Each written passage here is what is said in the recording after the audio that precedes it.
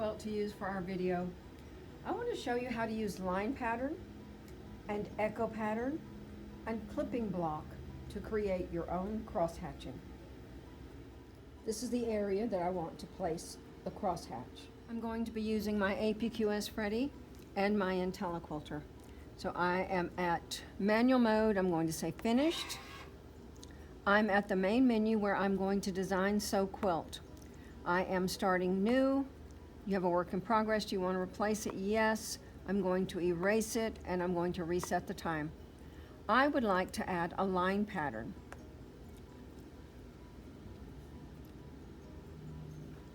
I'm going to move the machine up to the upper left corner of this block and I'm going to touch OK.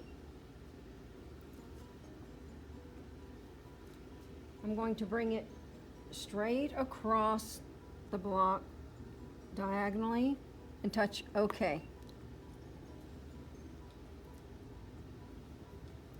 Okay, I'm finished.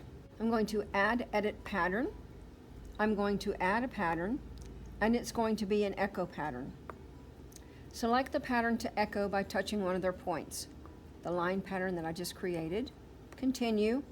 Now I want to create crosshatching and I want the spacing to be 1.5 inches. So I have the repeat set at 10, the gap is 1.5 inches, and I have smooth at 25%.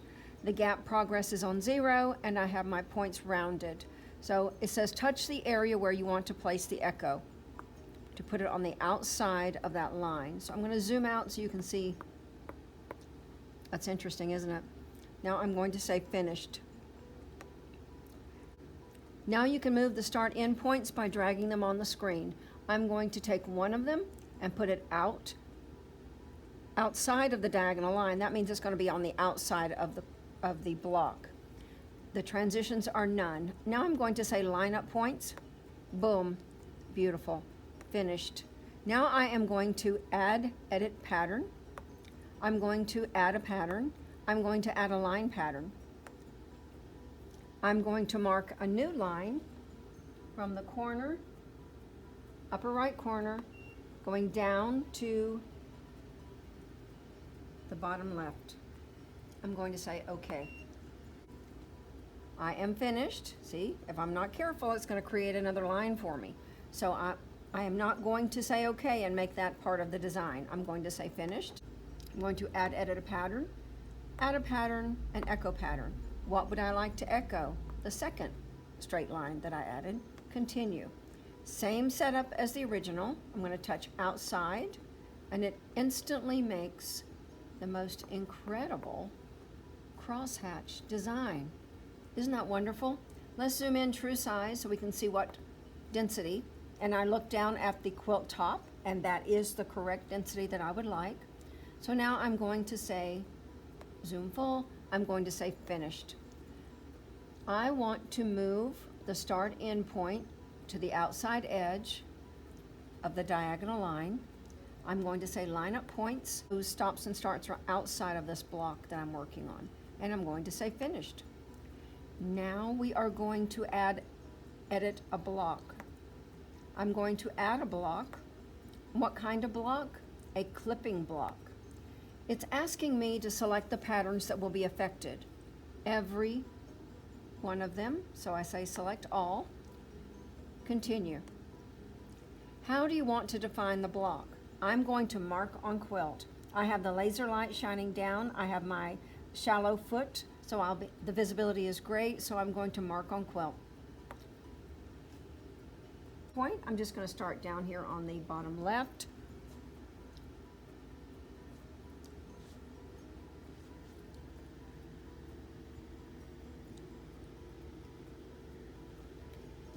I'm going to say OK.